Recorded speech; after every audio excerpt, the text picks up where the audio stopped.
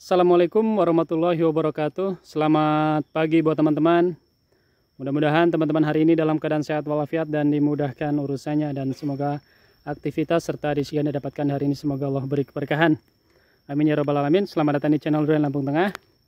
Dan alhamdulillah hari ini saya sudah berada di Loh Cinawi Farm untuk banyak belajar silaturahim jadi seputar perawatan durian, dan tentunya kita juga insya Allah bakal update terus seputar perkembangan untuk durian yang berada di Loh Cinawi Farm ini, baik yang masih dalam proses masa pertumbuhan atau vegetatif, dan tentunya juga yang sedang memasuki program pembuahan. Nah, jadi hari ini berada di blok yang bekas sawah ini. Ini yang usianya sekitar 2 tahun 1 bulan. 7 bulan. 2 tahun 7 bulan. Jadi hampir sama dengan yang di sekitar rumah saya lah. Yang baik yang di tepi kolam atau depan rumah. Ini ocinya. Masya Allah, kalau di sini sudah cukup besar nih Mas. 2 tahun ada tapinya ini. 7 bulan. Dan tapinya apa nih ya tapinya? Ini sempat 5 bulan nggak terawat lah ya, karena dulu belum nemu tim yang seperti sekarang. Terus ini dari bibit sisa, jadi dulu bibit mati atas, tunas dari samping, makanya bentuknya nih kayak huruf S gini. Makanya kalau dari awal pemilihan bibit ya harus memang benar-benar diperhatikan ya. Jadi sebenarnya kurang ideal, tapi alhamdulillah dengan perawatan ekstra lah. Jadi dengan kondisi mudah-mudahan siap lah ya tahun depan lah ya. Nah, jadi seperti yang sebelumnya sudah saya bagikan seputar perawatan di Loh Cinawi Farm. Jadi mulai dari penggunaan E4 sebagai mikroba ataupun bakteri baik yang dibutuhkan oleh tanaman. Nah, kemudian juga kita sudah bagikan tentang program perawatan untuk yang fase vegetatif di sini bagaimana, dan untuk sekarang untuk hari ini insya Allah kita akan menjawab pertanyaan mungkin dari beberapa teman, dan bisa jadi ini juga bisa mudah-mudahan bisa menjadi pertimbangan. Jadi buat teman-teman yang sekarang sudah mulai menanam untuk duri hitam, jadi mudah-mudahan ini bisa menjadi solusi. Nah, tentunya kan seperti apa yang sudah saya sampaikan, bahwa memang untuk di Loh Cinawi Farm ini dan juga teman-teman petani yang lain yang sudah duriannya sudah mulai berbuah, untuk jenis duri hitam ini memang dirasa duri hitam memang lebih adaptif. Nah, tentunya ada beberapa mungkin kekhawatiran. Jadi kalau seumpama semua tanam duri hitam, nah ini bagaimana ini, apakah nantinya harga bisa anjlokkah atau bagaimana? Nah, jadi mudah-mudahan ini bisa menjadi solusi dan tidak menjadi apa ya, semacam untuk petani ini agar tetap semangat lah. Jadi tidak merasa khawatir bahwa nanti kalau sudah panen harga hancur ataupun harga anjlok atau bagaimana. Nah, ini solusi untuk Mas Angga sebagai pelaku ataupun petani di sini, ini bagaimana menyikapi hal-hal seperti ini?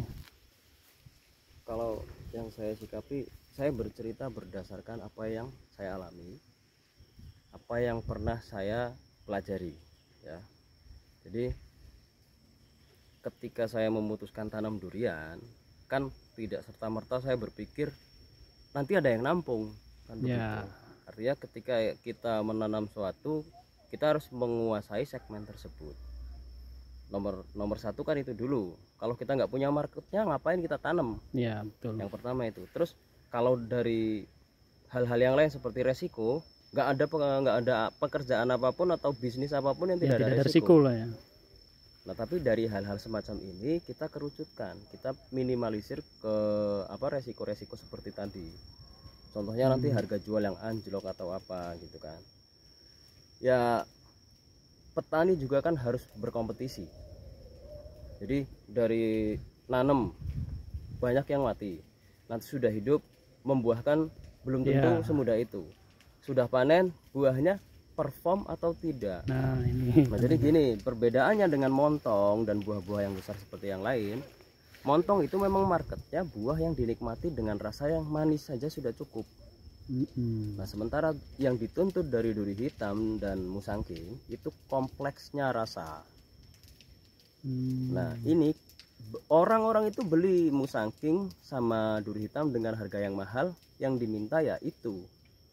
Toh nanti harganya jatuh, saya rasa harga durian itu tetap masih masih sesuai lah. Mudah-mudahan masih sesuai ya, karena ini sudut pandang saya ya, berdasarkan market yang saya baca dan daerah saya, yang memang di sini notabene itu memang benar-benar banyak durian-durian lokal yang tabur mas kalau lagi musim itu. Tapi faktanya ketika saya ke pasar, end user konsumen itu ketika melihat, mas ada durian tembaga, ada dengan size sekitar 2 kilo, berapa lokal, 80.000 dibayar, dibeli. Nah saya cari lagi barang seperti itu susah, nggak ada malah mudahan. Harus pre-order. Terus kualitasnya bagaimana, belum tentu sama. Nah kita nggak bisa mengulang rasa yang sama atau dengan warna yang sama. Tapi ketika kita berbicara musangking dan duri hitam, kita bisa mengulang hal-hal itu dengan perawatan yang baik. Itu. Jadi artinya kualitas pun menentukan harga lah ya di sini. Grading itu pasti ada mas. Iya. Nah jadi gini, di Malaysia grade kan ada yang bentuknya enggak full bulat atau cuma separuh, itu kan ada gradingnya sendiri. Artinya gini ya, saya harus mengakui harga durian sekarang itu wow. Dan saya akui saya juga ingin saya bisa menjual durian itu di harga yang nantinya ya memang harga yang terbentuk karena permintaan konsumen. Bukan berarti saya nanam ini karena apa? Karena mahal atau apa segala macam. Ya itu salah satu faktor pendukung lainnya. Ketika saya kesini saya memang bisnis, saya senang durian, saya melibatkan waktu, tenaga dan segala macam untuk tanam durian ini. Jadi ketika nanti panen harapannya saya masih nemu momen harganya bagus. Tapi kalau toh nanti harganya memang turun, menemukan harga yang harga realnya, ya harus kita ikuti. Nah itu sebelum saya tanam itu sudah diperhitungkan. Terus durian tidak sesimpel seperti tanaman lain. Gitu. Jadi butuh ada banyak fase lah prosesnya. Betul. Tingkatan-tingkatan lah ya. Coba saya berani bilang begini, sebutkan buah-buahan apa yang bisa mengumpulkan orang selain durian. Hampir tidak ada mas. Mana ada orang mau makan, yuk kita hunting alpukat misalnya, atau mungkin hunting apa, enggak. Karena durian itu yang dibicarakan kompleks rasa, terus warna. Jadi ketika belah durian warnanya sudah kuning dan oranye, saya rasa juga udah orang terhipnotis. Itu yang bisa kita ulang dari duri hitam sama musangking. Nanti kita kerucutkan lagi kenapa akhirnya saya memilih duri hitam. Bukan berarti duri hitam itu mudah ya, adaptif di lahan saya di MDPL segini gitu loh. Kalau durian sih saya rasa ya mudah-mudahan dia itu kelasnya udah hobi. Ya. Jadi untuk durian mungkin hampir lebih banyak yang suka lah ya, lebih banyak peminat daripada buah yang lain tentunya. Segmennya sudah hobi. Saya nggak mengecilkan buah yang lain, nggak. Saya tanam alpukat, saya ada tanam jambu pun ada. Jambu banyak. Tapi artinya saya akui kalau yang buah yang melibatkan hobi itu di durian ini. Jadi ada penikmatnya gitu. Kalau toh nanti harganya memang harga real, ya kita ngikutin pasar aja. Contoh yang sekarang sudah terjadi, mana ada montong harganya hancur sampai sekarang, ya masih segitu aja ya, padahal sudah berapa tahun nih ya, dari berapa tahun, artinya masih bisa berkompetisi dengan durian lokal. Karena apa? Karena faktanya durian lokal kita itu ada yang bagus, sedikit yang bisa dimakan istilahnya, yang layak benar-benar dimakan, dan banyak yang terbuang malah. Karena apa ya? Karena yang banyak yang terbuang itu kan karena beberapa faktor, pemetikan paksa. Ya ini musangking nih. Apakah musangkingnya nggak subur usianya sama? Ini lebih besar loh dari ini, lebih besar. Coba, apakah terus saya harus bilang di sini musangking adaptif? Tidak. Problemnya ada di sana. Nih, ini contoh problem MK. Harus saya potong kena jamur. Tuh. Masalahnya seperti itu. Terus pembuahan di sana pasti lebih mudah nyantol di sini dengan treatment yang sama. Ya. Lebih recovery-nya lebih cepat ketika dia sakit. Itu lebih cepat sembuhnya lah. Sembuh Dibandingkan musangking mungkin. Musangking begitu. Walaupun secara pribadi saya berbicara, saya lebih suka makan MK. buahnya musangking. Gitu. Ya. Jadi artinya bukan apa yang paling kita suka ditanam lah ya. Iya. Sebagai petani yang nantinya juga menginginkan hasil yang maksimal. Betul. Dari buah, kemudian penjualan, tentu bukan hanya sekedar apa yang kita paling suka. Kalau untuk paling sukanya mungkin kalau untuk Mas Angga ini lebih ke musangking daripada duri hitamnya. Lebih suka musangking. Tapi untuk skala bisnis, kalau saya dulu malah justru sebenarnya mau tanamnya alpukat. Oh. Jangan salah. Kenapa? Karena yang orang-orang sudah jelas itu di situ. Saya bukan berarti mengucilkan ya, tapi artinya harus lebih intens merawat durian daripada alpukat. Ini alpukat tanam biji juga. oh yang Saya ini. treatment dari tahun yang lalu ya buah. Gitu. Ini padahal dari biji 4 tahun lah ya. Ya. Dan apa peluang persentase orang yang menanam alpukat itu lebih banyak. Gitu. Yang menanam durian ya banyak, tapi yang gagal banyak banget. Info dari teman-teman pembibit, banyak orang-orang yang repeat order bibit bukan untuk membuka lahan baru, Untuk menyulam. Betul Mas. Jadi bisa dikatakan bahwa nggak walaupun duri hitam itu bisa dikatakan adaptif, genjah dan sebagainya, juga nggak semudah itu loh Mas ya. Ya kalau kata saya, kalaupun nanti harganya 100.000 per kilo ya Masih ketemu lah ya. Masih ketemu nggak kalau untuk dengan harga-harga seperti itu?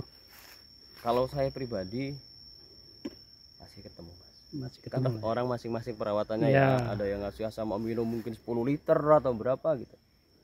Kalau menurut saya masih ketemu. Jadi ketika kita mau memutuskan suatu bisnis kan bukan karena iming-iming dari orang lain. Ya. Saya bukan karena terus korban YouTube semata-mata gitu, bukan. Artinya karena saya ke pasar lihat orang itu berbondong-bondong nyari durian. Dan fakta di lapangan 10 orang beli, 8 orang kecewa. 2 orang yang beli 10 butir, yang benar-benar perform mungkin 2 perform ya. Kalau yang kemakan mungkin ada sebaliknya. Tapi kalau kita berbicara durian yang enak nikmat itu, kalau lokal ya kita nggak tahu. Nah momen itu saya jadikan pemicu. Saya tanam aja, mumpung durian-durian kita itu istilahnya minim stok yang berkualitas. Bukan berarti nggak ada loh ya, nanti Tetap ada lah ya. tetap ada. Cuma yang berkualitas, yang kelasnya untuk penikmat itu masih jarang. Kalau untuk sekedar layak makan mungkin ya masih ada. Bahkan untuk di Lampung Tengah, lebih khususnya di daerah Kecamatan Kelirjo ini aja, kalau untuk sedang musim lokal juga sebenarnya bisa dikatakan walaupun masih buah banyak, tetapi juga terkadang juga masih kesulitan cari durian yang bagusnya. Yang pertama, lidah orang kan nggak sama. Jadi kapasitas lidah orang yang ngomong ini sudah enak gitu ya, ternyata setelah kita ikut nyoba rasa durian tersebut ya masih di standar.